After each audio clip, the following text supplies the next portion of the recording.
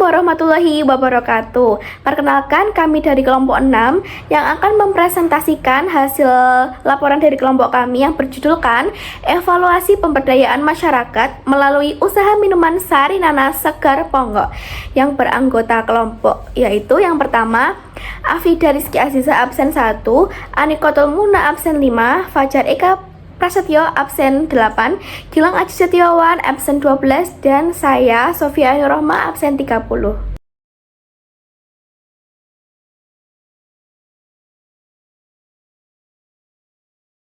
Bab 1 pendahuluan latar belakang. Di sini kami mengkaitkan kemiskinan dengan pemberdayaan masyarakat. Kemiskinan muncul karena cara pembangunan di Indonesia yang lebih memfokuskan pada pembangunan ekonomi daripada aspek budaya kehidupan bangsa.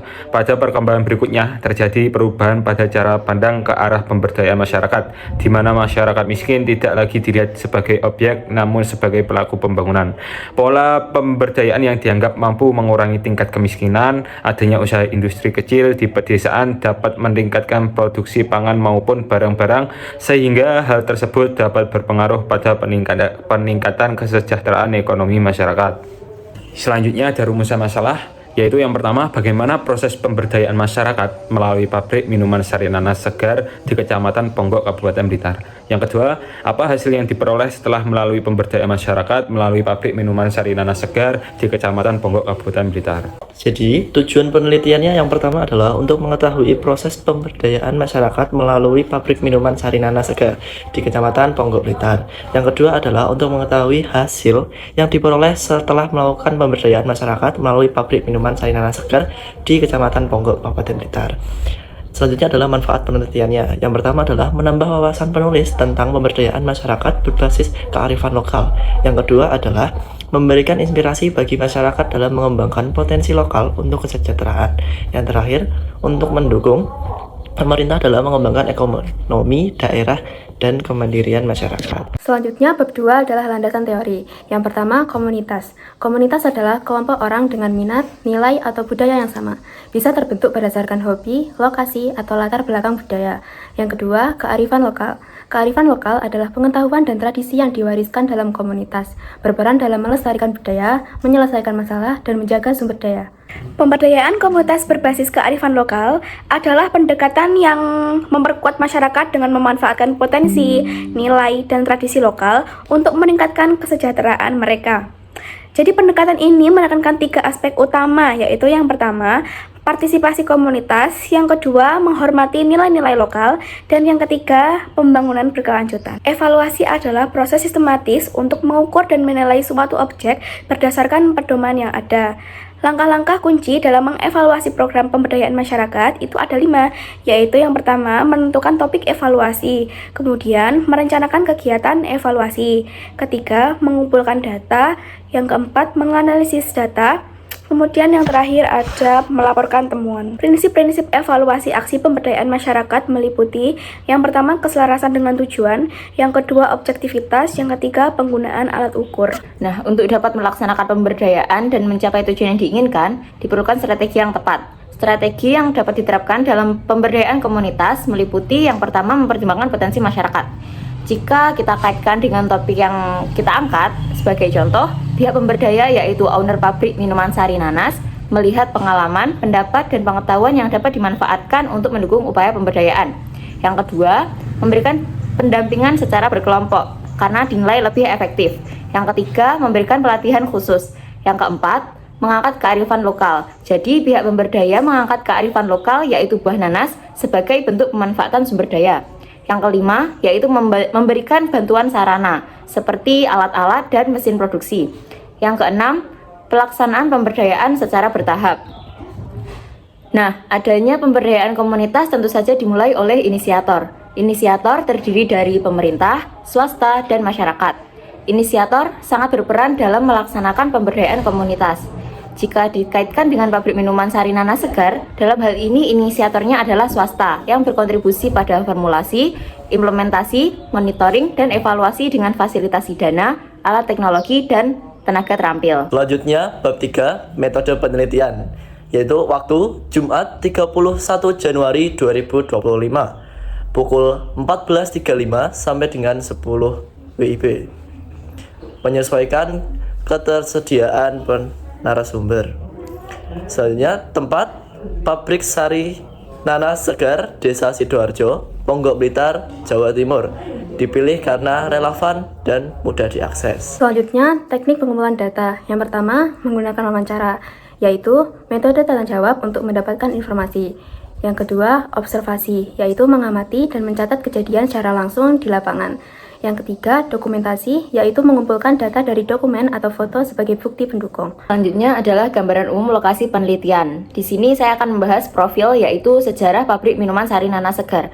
Awalnya pabrik ini didirikan oleh Bapak Priyadi pada tahun 2015. Nah, pada tahun 2015 itu awalnya perusahaan masih bergerak dalam skala kecil, masih berada di dapur seperti eksperimen. Kemudian pada tahun 2017, perusahaan mulai memproduksi minuman nanas kemasan. Nah, inisiatif ini muncul karena melimpahnya komoditas nanas di daerah Ponggok dan sekitar lereng Gunung Kelut. Terutama nanas sortiran yang kecil-kecil itu tidak laku untuk dijual dan sering dibuang bahkan berceceran di pinggir jalan. Sebelumnya, Ibu Azizah sudah mencoba mengolah nanas yang terbuang itu menjadi selai dan dodol, tetapi selai dan dodol itu kurang diminati pasar. Nah, awal mula munculnya ide ini adalah tantangan dari mertua Ibu Azizah, yaitu Ibu Karmi. Ibu Karmi adalah orang yang memiliki asam urat dan kolesterol. Karena komoditas nanas yang melimpah, Ibu Karmi memanfaatkan nanas sebagai obat. Setiap sebelum pergi ke kebun, Ibu Karmi selalu mengonsumsi nanas yang direbus. Hal itulah yang melatar belakangi berdirinya pabrik minuman sari nanas segar. Selanjutnya adalah lokasi pabrik sari nanas segar. PT Putra Jaya Nanas berada di Dusun Sidorejo, Ponggok, Blitar, Jawa Timur. Pabrik ini didirikan di dekat Pasar Patok, pusat penjualan nanas dari Gunung Kelut. Lokasi ini dipilih karena dekat dengan sumber bahan baku dan pemiliknya adalah warga asli Sidorejo. Kemudian kita akan membahas visi dan juga misi. Jadi visinya yaitu membuat minuman berbahan baku lokal, harga terjangkau dan juga bermanfaat bagi masyarakat. Kemudian untuk misinya, yang pertama membeli buah nanas dari petani nanas lokal. Yang kedua, karyawan itu warga sekitar. Yang ketiga, minuman 100% rasa buah nanas. Kemudian yang keempat, menciptakan budaya bersih bagi karyawan. Yang lima itu yang paling penting ini, yaitu sebagian keuntungan untuk kegiatan sosial. Tujuan pendirian pabrik sari nanas. Pendirian pabrik minuman sari nanas segar di Ponggok dan di lereng Gunung Kelut memanfaatkan potensi nanas lokal untuk meningkatkan ekonomi petani. Selain menciptakan lapangan kerja, pabrik ini juga mendukung pemberdayaan masyarakat melalui peningkatan keterampilan dan pengembangan industri berbasis kearifan lokal. Langkah ini mendorong manfaat ekonomi jangka panjang dan berkelanjutan industri nanas di Desa Sidorejo. Selanjutnya ada program pemberdayaan. Yang pertama ada dukungan kepada petani nanas lokal. Perusahaan memperoleh buah nanas dari petani di sekitar lereng Gunung Kelut. Adanya pabrik ini dapat mendukung petani nanas dengan memanfaatkan nanas sortiran yang tidak laku menjadi sumber penghasilan. Yang kedua, karyawan satu domisili. Pabrik segar mengharuskan karyawannya untuk satu domisili. Dengan pabrik program ini dinilai dapat mengurangi angka pengangguran di Desa Sidorejo tersebut. Yang ketiga ada berpartisipasi dalam pendanaan sosial. Nah, Sari Nanas Segar juga berpartisipasi dalam kegiatan pendanaan sosial seperti menjadi sponsor di acara sekolah maupun kampus. Hal ini dapat memberikan edukasi kepada masyarakat terkait pemanfaatan potensi pemberdayaan dari kearifan lokal yang ada di lingkungan sekitar. Struktur organisasi pabrik minuman sari nanas segar dikelola oleh Pak Priyadi sebagai direktur, Ibu Samrotul Azizah sebagai manajer, dan 15 karyawan yang terbagi dalam bidang admin dan keuangan, produksi, gudang pemasaran, packing primer, dan packing sekunder. Selanjutnya adalah input program. Yang pertama, rencana program yaitu mendukung petani, memperkerjakan warga, dan membantu pendanaan sosial. Yang kedua, sasaran program yaitu warga Sidorejo, petani Gunung Kelut, dan sekolah-sekolah. Yang ketiga, pendamping program dipimpin oleh Bapak Priyadi sebagai direktur dan Ibu Azizah sebagai manajer. Yang keempat, anggaran keuangan yaitu modal awal 250 juta, biaya produksi 892 juta per bulan dengan keuntungan sekitar 300 sampai 400 juta per bulan. Selanjutnya adalah hasil implementasi program pemberdayaan sesuai tahap-tahap pemberdayaan masyarakat. Proses pemberdayaan masyarakat melalui usaha industri minuman kemasan sari nanas di Desa Sidorejo, Ponggok, Blitar, menurut Sulistiani dalam buku kemitraan dan model-model pemberdayaan dibagi menjadi 3 tahap. Tahap yang pertama yaitu penyadaran. yaitu masyarakat mulai menyadari potensi nanas, terutama nanas sortiran yang sering terbuang, sehingga terdorong untuk memanfaatkannya dengan lebih baik. Ya, tahap yang kedua adalah tahap transformasi kemampuan. Masyarakat, terutama Ibu Azizah, mengembangkan keterampilan dalam mengolah nanas, dari selai dan dodol hingga minuman kemasan melalui pelatihan dan studi. Yang ketiga adalah tahap pemberdayaan. Warga memahami proses produksi dan pemasaran minuman nanas, tetapi karena keterbatasan alat membuat mereka lebih memilih menjadi karyawan di pabrik yang sudah memiliki fasilitas produksi. Meski belum sepenuhnya mandiri, kehadiran pabrik minuman nanas meningkatkan kesejahteraan masyarakat dengan meningkatkan permintaan nanas dan menciptakan lapangan kerja, sehingga ekonomi lokal semakin berkembang. Selanjutnya ada evaluasi keberhasilan program pemberdayaan beserta dampaknya bagi masyarakat. Adanya usaha industri minuman sari nanas memiliki hasil sebagai berikut, yaitu yang pertama, meningkatkan pendapatan masyarakat. Tidak hanya membuka lapangan kerja bagi warga desa, pabrik juga memberi peluang ekonomi bagi petani lokal. Yang kedua, membuka lapangan pekerjaan. Adanya pabrik minuman sari nanas segar ini membuka peluang lapangan kerja bagi masyarakat. Pabrik minuman segar sekarang memiliki 15 karyawan tetap. Masyarakat yang semula pengangguran menjadi ada penghasilan. Yang ketiga, memberikan pengetahuan dan edukasi kepada masyarakat. Pabrik ini memberikan kesempatan bagi masyarakat untuk memperoleh pengetahuan dan edukasi mengenai pentingnya memanfaatkan kearifan lokal. Nah, perbandingan kondisi masyarakat Desa Ponggok dan Legok sebelum dan sesudah adanya pemberdayaan masyarakat melalui usaha industri minuman kemasan sari nanas segar. Jadi sebelum adanya pabrik segar ini, pemuda Desa Sidorejo menganggur. Nah, sesudahnya ada pabrik ini akan mendapat pekerjaan. Nah, yang kedua, sebelumnya nanas yang tidak laku akan dibuang. Nah, setelah adanya pabrik, nanas tersebut yang tidak laku dimanfaatkan sebagai minuman sari nanas tersebut. Nah, yang ketiga, limbah nanas karena dibuang sembarangan.